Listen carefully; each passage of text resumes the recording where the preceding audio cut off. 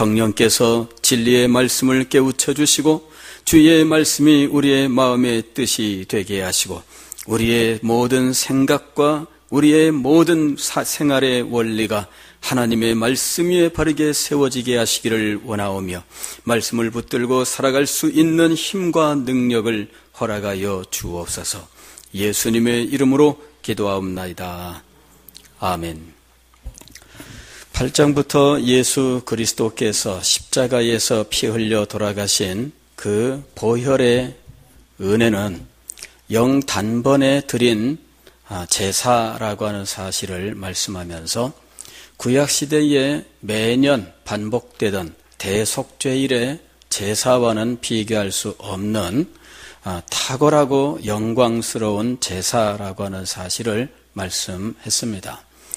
그리고 이렇게 단번에 영원한 효력을 가진 이 제사를 통해서 우리는 하나님 앞에 나아가게 되었다라고 가르치고 있습니다. 자, 이렇게 영원한 단 하나의 제사가 드려졌기 때문에 우리는 크게 두 가지로 이 영원한 제사에 대한 태도를 가져야 합니다. 하나는 긍정적인 태도이고 하나는 부정적인 태도인 것이지요.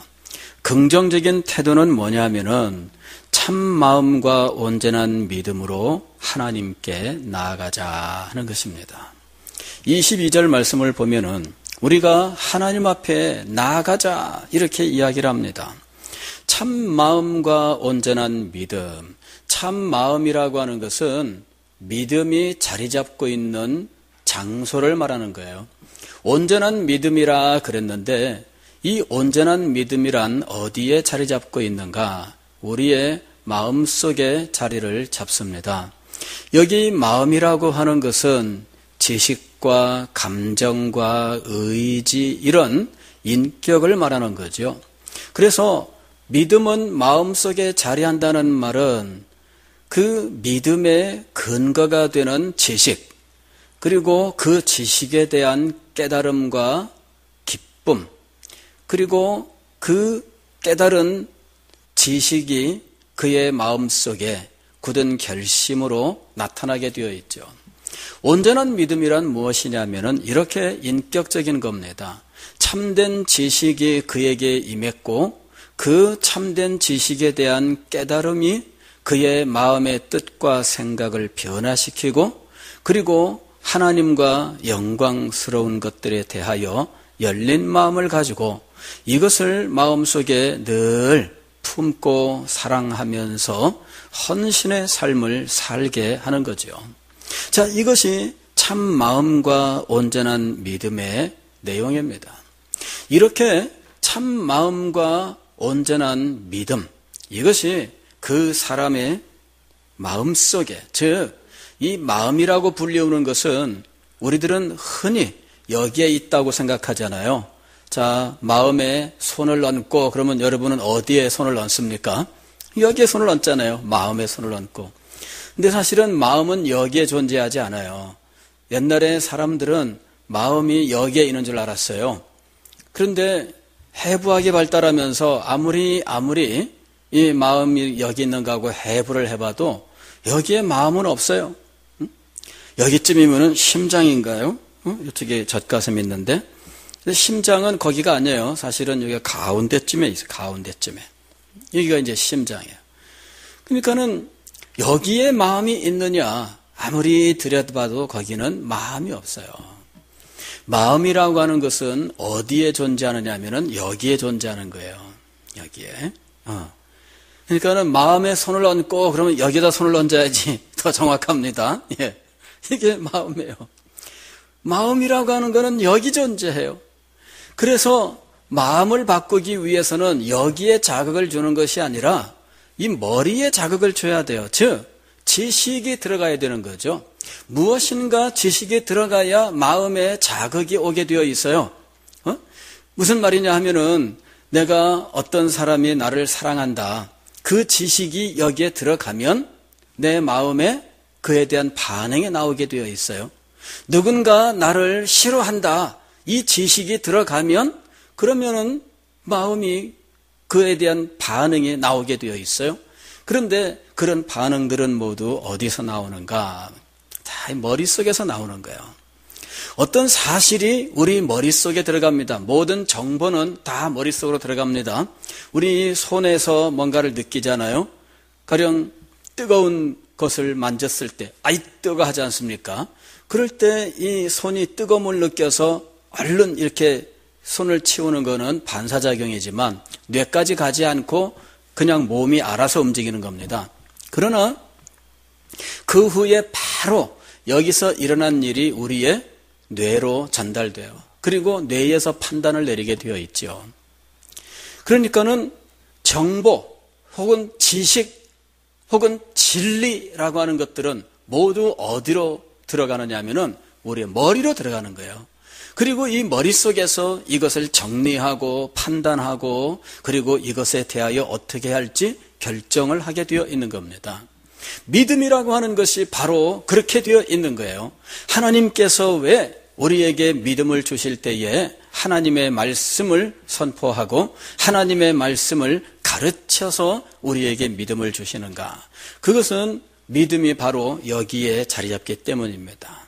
그래서 믿음이라고 하는 것은 분명히 하나님의 복음을 깨달아 아는 진리, 지식으로부터 시작되는 겁니다. 그리고 이 진리, 지식이라고 하는 것은 여기로 들어가는 것이 아니에요. 우리의 귀와 눈을 통해서 들려오는 말씀과 눈으로 보는 이 활자를 통해서 우리는 진리의 지식을 알게 되고 이 진리 지식이 우리 속에서 하나의 원리로서 깨달아질 때 그때 그것에 대하여 우리의 마음이 반응을 하게 되어 있는 것입니다. 그런데 이 거룩한 지식은 단지 우리 인간의 어떤 이 궁리만 가지고는 깨달아 알 수가 없습니다. 여기에는 분명히 성령의 역사가 있어야 한다 하는 것이죠.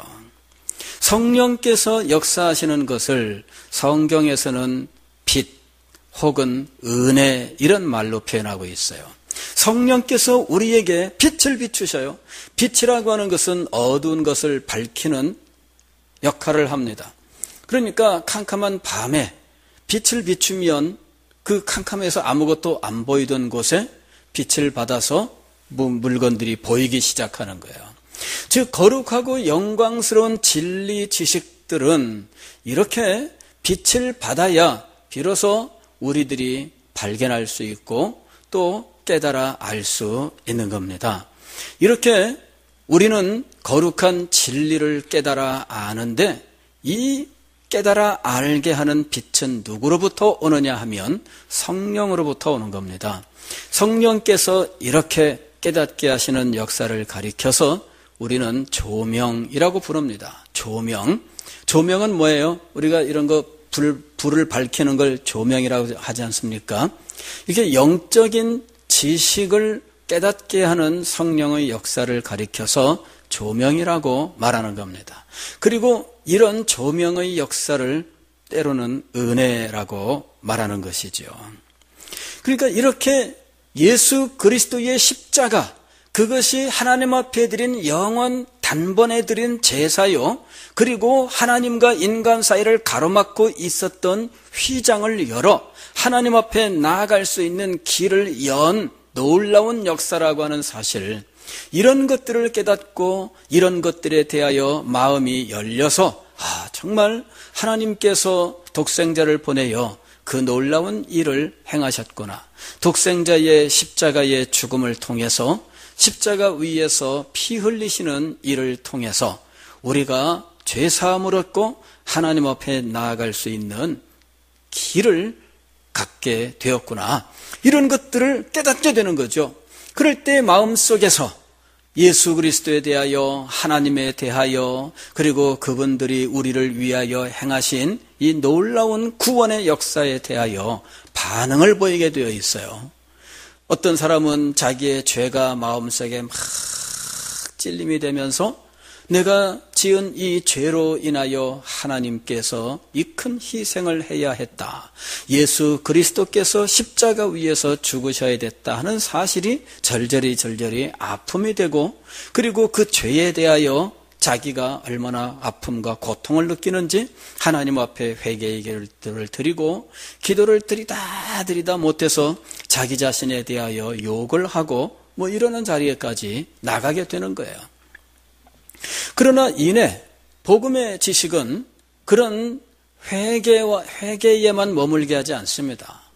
오히려 그런 속에서 죄사함의 은혜를 베푸신 하나님, 그리고 예수 그리스도의 십자가를 바라보고 믿고 의지하면서 하나님 앞에 무한히 감사하고, 그리고 감격의 눈물과 찬송으로 하나님 앞에 나아가게 되는 거죠. 이런 모든 반응들이 우리 속에서 일어나는 거예요. 그런데 문제는 뭐냐면, 그렇게 뜨거웠던 사람이 변할 수 있다는 거지요. 이것이 문제입니다. 진리를 깨달았습니다. 무슨 놀라운 것들을 알게 되었습니다. 감격하고 그랬는데 변할 수 있다는 거예요. 마음속에 기쁨이 넘치고 이것만 있으면은 이제는 세상에서 다 이제 모든 것 끝난 것 같고 그랬는데 어느 날 마음이 변하는 거예요. 자, 오늘 우리들이 경계해야 될 것이 바로 이겁니다.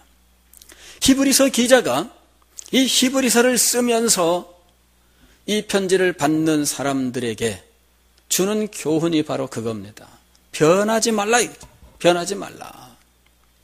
어떻게 예수 그리스도의 십자가가 있었고, 십자가 위에서 희생이 있었고, 그것이 단번에 드려진 제사요, 영원한 효력이 있는 제사인데 어떻게 그 십자가를 떠날 수 있느냐? 이 변하는 것, 이게 지금 가장 큰 문제입니다. 우리들도 평생 신앙생활을 하는 동안에 가장 경계해야 되는 것이 바로 이 변화입니다. 좋은 쪽으로 변화하면 누가 뭐라 그럽니까? 그죠? 아니, 믿음이 더욱더 장성하고 더욱더 굳건하게 발전을 한다면 그 사람의 헌신이 이전보다 더욱더 신실하고 이전보다 더욱더 강력하고 이전보다 더욱더 크다면 그거 누가 뭐라고 하겠습니까? 그런데 대부분의 사람들의 경우는 이것이 더 나쁜 쪽으로 변해간다는 거예요. 물론 변해가는 데는 여러 가지 핑계들이 있어요. 교회가 사랑이 없어서 그러면서 변하고요. 누가 나한테 속썩여서 변하고, 목사님이 뭐라고 해서 변하고, 교회가 나를 중요하게 여기지 않는가 봐. 변해요. 새해에는 내가 이런 일을 좀 하고 싶은데, 나를 임명을 안 해줘. 실망을 해. 가지가지 문제들이 계속 일어나요. 전도회 가서 원료회 하는데 내가 싫어하는데 꼭 그런 사실들 결정을 해놔. 말은 않지만 나는 마음에 싫은 거야. 내가 조금 몇 년 지난 다음에 이제 내가 발언권이 생겼거니 싶어서 말 한마디 했는데 이거 탁 하니 누가 공격을 해. 이래가지고 내가 의견 하나 내놨다가 반박을 당하고 창피를 당했다 싶은 생각이 들어요. 변해요. 온갖 일들이 이 사람의 마음에 계속 부딪혀지는 거죠. 그러면서 기뻐하고 즐거워하고 순결한 마음으로 주님을 섬기겠다고 결심했었던 마음, 그리고 그렇게 헌신하며 살아왔었던 삶, 여기에 이제 금이 가기 시작을 하는 거예요. 이 금이 가기 시작하면서 마음속에서는 불평과 불만들, 그 다음에 보는 것마다 이제는 만족스럽지가 않아요. 이것도 눈에 거슬리고 저것도 눈에 거슬리고, 금이 가기 시작하면은 사방에 보이는 것마다 다 만족하지 못해요. 여러분, 안경도 마찬가지잖아요. 여기 한번 줄이 쫙 하고 금이 가보세요. 이 안경 끼고 있으면은 어떻게 보일까요? 두 개로 보여, 깨어진 게. 그러니 금이 가면은요, 그 모양이 형편없이 찌그러져요. 그리고 그냥 막 산산조각 나면은 그 조각마다 온갖 그 모양들이 다 비치니까. 그래, 믿음이 변하는 거예요. 여기 참 마음과 온전한 믿음으로 하나님께 나아가자. 히브리서 기자가 이렇게 권면합니다. 왜냐하면 그렇지 못한 일이 너무나 많기 때문입니다. 예수 그리스도의 탁월함에 대해서 압니다. 예수 그리스도는 하나님의 아들이라는 사실도 압니다. 예수 그리스도를 통해서 내가 어떻게 큰 은혜를 입었는지를 압니다. 그 십자가와 그 보혈에 대해서 압니다. 그러나 이제 그것이 점점 무뎌지고 금이 가고 깨어지고 그러는 일이 벌어지는 거예요. 22절 말씀을 보면 우리가 마음의 뿌림을 받아 악한 양심으로부터 벗어나고 몸은 맑은 물로 씻음을 받았으니 참마음과 온전한 믿음으로 하나님께 나아가자. 계속해서 이야기합니다. 23절에 또 약속하신 이는 미쁘시니 우리가 믿는 도리의 소망을 움직이지 말며 굳게 잡고 그랬습니다. 우리가 믿는 도리 그랬는데 이것이 참마음과 온전한 믿음 안에 있는 거예요. 참마음과 온전한 믿음 안에 우리가 믿는 도리가 있습니다. 그런데 요 마음이 상하고 마음에 금이 가고 마음이 깨지면서 온전한 믿음이 이제는 손상을 입고 심지어는 그 안에 있는 믿음의 도리가 흐려지는 거예요. 전에는 진리의 말씀이 최고인 줄 알았어요. 그러나 이렇게 마음이 흐려지고 깨어지고 금이 가고 또 믿음의 손상이 가면 그래서 어떻다는 건데 이런 마음이 드는 거죠. 아니 뭐 하나님 말씀만 가지고 사나 이런 생각이 드는 거죠. 무슨 말씀만 붙들고 그래? 그런 생각이 드는 거예요. 왜? 믿는 도리가 그렇게 중요하다는 생각이 안 드는 거예요. 다른 것이 중요해. 어떤 순간이 와도 결코 버리지 말아야 할 것이 무엇이냐면은 믿는 도리입니다. 세상에 어떤 일이 벌어져도 버리지 말아야 할 것이 믿는 도리예요. 그런데 이 믿는 도리를 저버리기 시작하면서 하나님 앞에 나아가는 자세에 문제가 생기는 거죠. 예배를 드리는데 예배에 집중하지 않습니다. 믿는 도리가 흐려지면 예배 집중 안 돼요. 마음이 금이 가고 여기저기 핥혀지고 여기에 무슨 깨어지고 그러면은 이 마음속에 있는 믿음이 손상을 입어요. 여러분 그런 거 있잖아요. 포장을 잘 해서 보내면 이것저것 손상을 입어도 속에 있는 물건들이 온전합니다. 그러나 포장이 다 벗겨지고 헤어지고 하게 되면 속에 있는 물건들이 제대로 있지 못해요. 속에 있는 물건이 손상을 입는 거죠. 그러면 여러분은 분명히 변상을 요구할 겁니다. 그러나 여러분의 마음속에 있는 온전한 믿음 그리고 그 믿음 안에 있는 믿는 도리 이런 것들이 깨어지면 어떻게 할까요? 지금 히브리서 기자는 이 영광스러운 복음, 십자가의 진리를 말씀한 이후에 이것을 온전하게 순결하게 지키는 것이 얼마나 중요한지에 대해서 말씀하고 있어요. 그래서 참마음과 온전한 믿음으로 하나님께 나아가자. 우리가 믿는 도리의 소망을 굳게 잡자. 이렇게 권면하고 있는 겁니다. 그러면서 경고, 즉 주의사항을 말씀을 합니다. 첫째, 26절 말씀을 보면 우리가 진리를 아는 지식을 받은 후 앞에서 이야기한 이 진리의 깨달음과 참 마음, 온전한 믿음, 이런 내용입니다. 진리를 아는 지식을 받은 후 짐짓 죄를 범한 즉 다시 속죄하는 제사가 없고, 굉장히 무서운 경고의 말씀입니다. 다시 속죄하는 제사가 없고, 그 말은 뭐냐면은 그 죄는 용서를 받을 기회가 없다, 그 말입니다.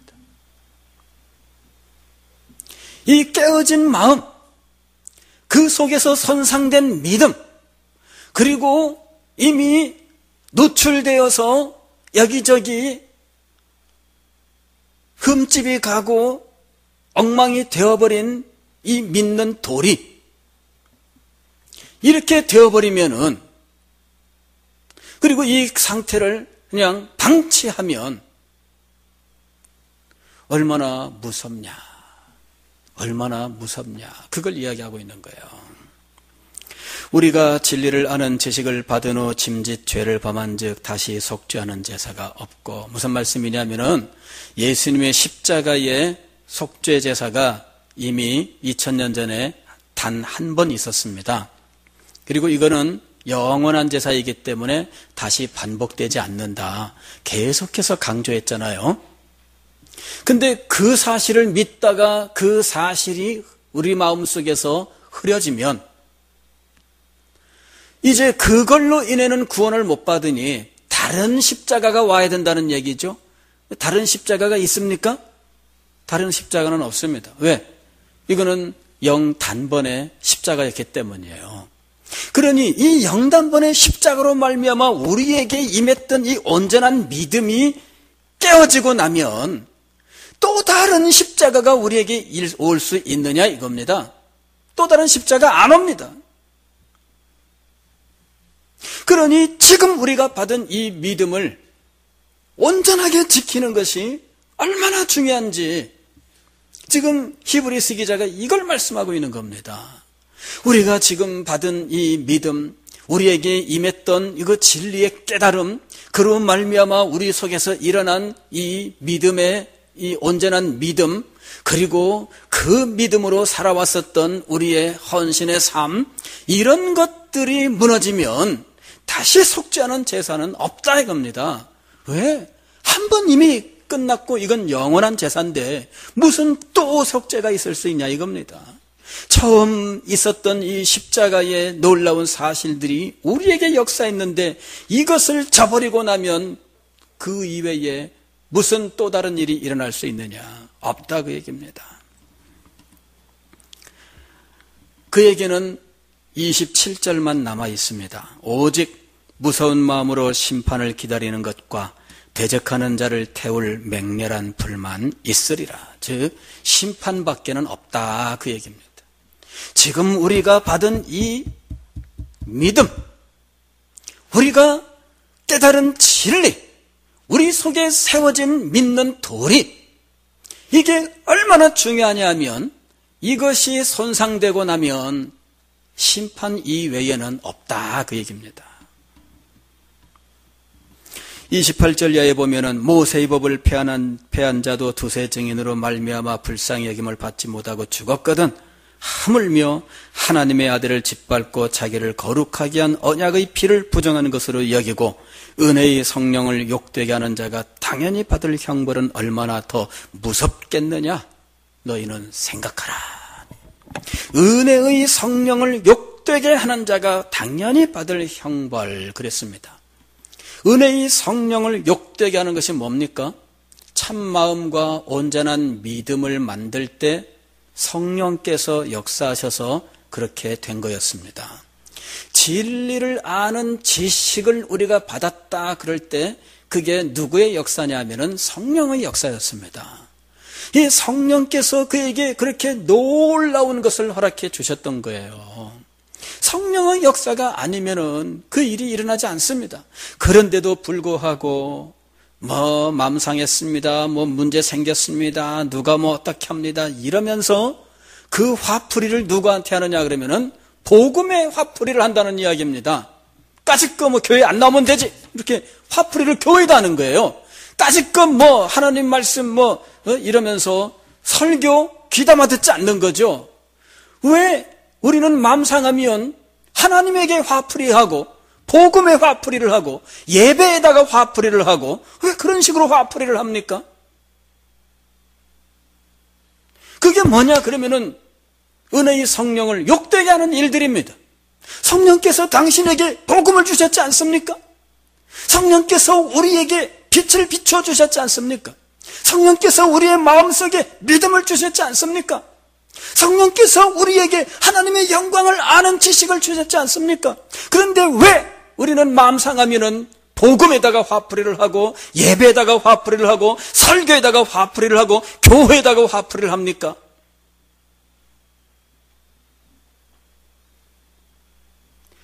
하나님을 그렇게 가볍게 생각하실 수 있습니까?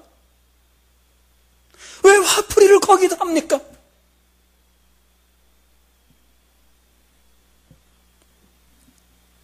지금 이 히브리서 기자가 은혜의 성령을 욕되게 하는 자가 당연히 받을 형벌은 얼마나 더 무겁겠느냐. 이게 무서운 이유는 계속해서 30절 이하에 나옵니다. 원수 갚는 것이 내게 있으니 내가 갚으리라 하시고 또 다시 주께서 그의 백성을 심판하리라 말씀하신 것을 우리가 아노니 살아계신 하나님의 손에 빠져들어가는 것이 무서울진저. 교회에 화풀이하지 마시고 복음에 화풀이하지 마시고 예배에 화풀이하지 마세요. 예배 시간에 딴짓하고 딴 생각하고 몸만 와 있고 이거 다 화풀이하는 겁니다. 주님께서 주신 직분이 있는데 마음 상했다고 주신 직분들 그러면서 안 해.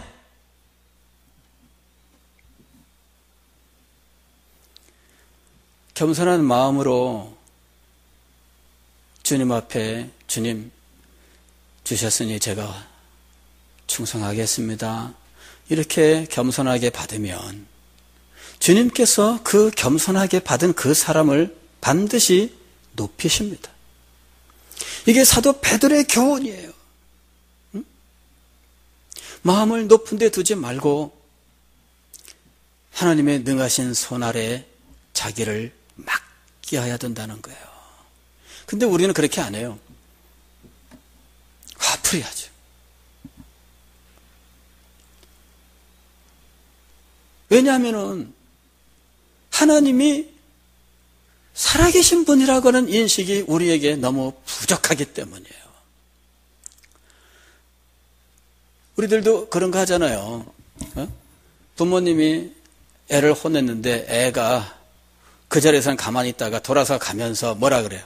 에이 그러면서 발로 세숫대야를 발로 뻥 찬 거예요. 그러면 어떻게 되겠어요? 그러면 안 되죠. 최근에 한번 시끄러웠던 사건이 하나 있었는데 어느 백화점 지하에 차를 대려고 어떤 모녀가 차를 끌고 갔는데 아마 이제 자리가 없으니까 아래층으로 내려가서야 아마 그런 모양이죠. 그랬더니 나 VIP 고객이야 그러면서 막 어떻게든 자리 만들려고 안 내려가고 버티니까 아마 이 주차 관리하는 사람이 아르바이트생이 어떻게 했는지 몰라요. 다만 이 사람이 딱 뒤돌아보니까 마침 그때 이 아르바이트생이 주먹을 쥐고 막 이렇게 하고 있었던 거야. 야 저게 내 뒤에서 나에 대해서 야 저거 진상 고객이다 그러면서 어이 화나 팍팍팍 이런 식으로 했다고 딱 받아들인 거죠. 이래 가지고 노발대발한 거예요. 막 난리쳐서 결국 이 아르바이트생이 무릎 꿇고 이제 그랬다더라. 사진을 찍고 인터넷에 올려가지고 진상 고객 때문에 내 동생이 억울하게 무릎까지 꿇었다. 난리가 났어요. 그랬더니 이 사람이 내 막은 그게 아닙니다. 얘가 내 뒤에서 내 욕했어요. 주먹질을 했습니다. 이러는 거예요. 경찰이 조사를 했는데 이 아르바이트생이 뭐라 그랬냐면은 내가 이렇게 그 사람 때문에 화가 나서 뒤에서 주먹질한 게 아니고 날이 추워서 이 몸을 덮이기 위해서 이 소위 말하면 왜 이렇게 뛰잖아요. 추우면은 아니면은 허이 허이 허이 이렇게 움직이면서 몸을 풀잖아요. 그러면 이제 추위를 물리치잖아요. 이제 그러느라고 자기가 이렇게 한 거지 그 손님 뒤에서 욕하느라고 주먹질한 거 아니다. 참 뭐가 진짜인지는 잘 모르겠습니다. 둘 다 일리가 있어요. 이렇게 딱 보면은 그리 인상이 그런 어떤 오해를 할 여지도 있고요. 학생 자신도 그런 의식 없이 그냥 단순히 그냥 이렇게 몸 푸느라고 추위 물리치느라고 한 건데 뭐 그것도 맞아요. 그래서 야, 참 진실은 어디에? 진실은 참 모르겠습니다.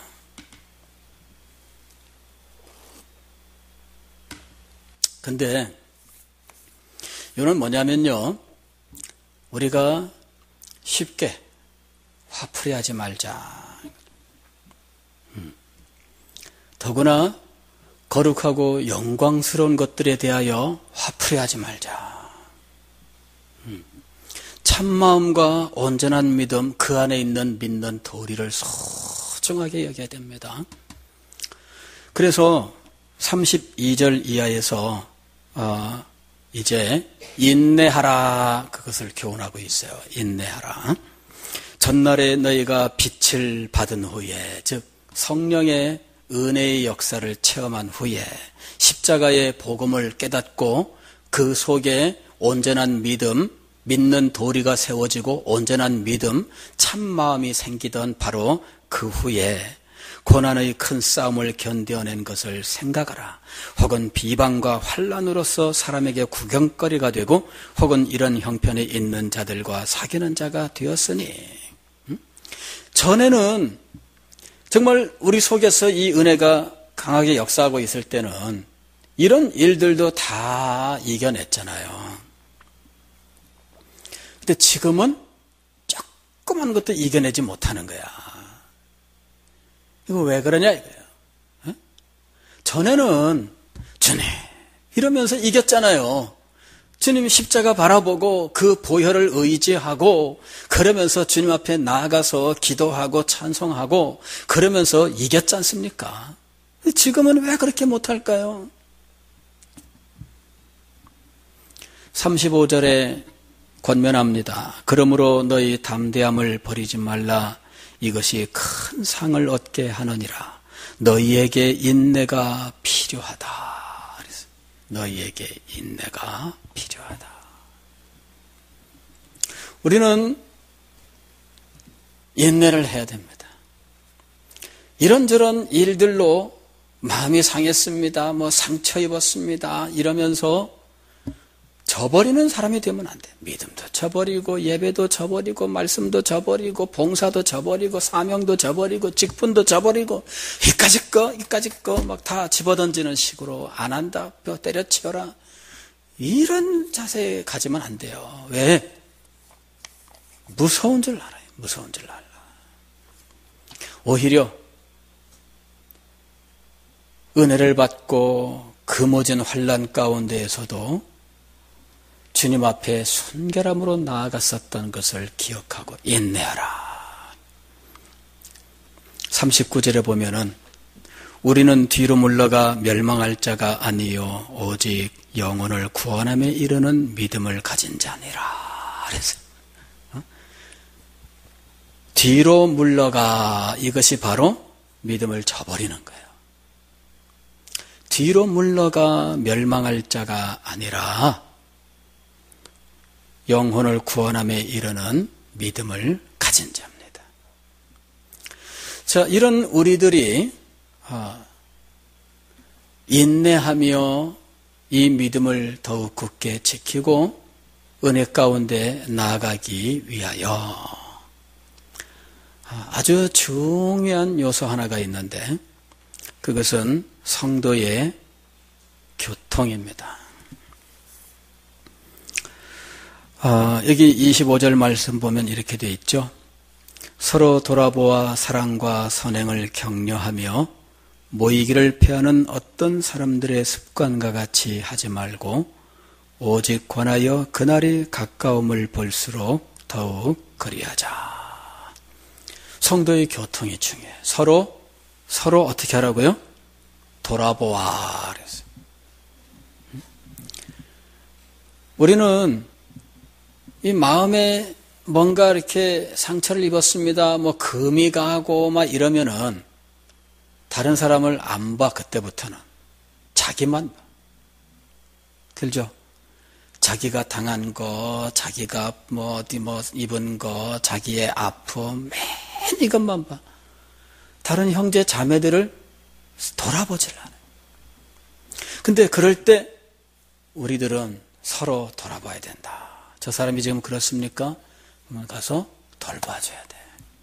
서로 돌아보아 사랑과 선행을 격려하며, 여기 사랑과 선행이란 바로 이런 거룩하고 신령한 삶을 살아가는 것을 말해요. 이것을 격려하고, 또 모이기를 피하는 어떤 사람들의 습관과 같이 하지 말고, 즉 모이기를 힘쓰고, 그 말이에요. 이게 성도의 교통입니다.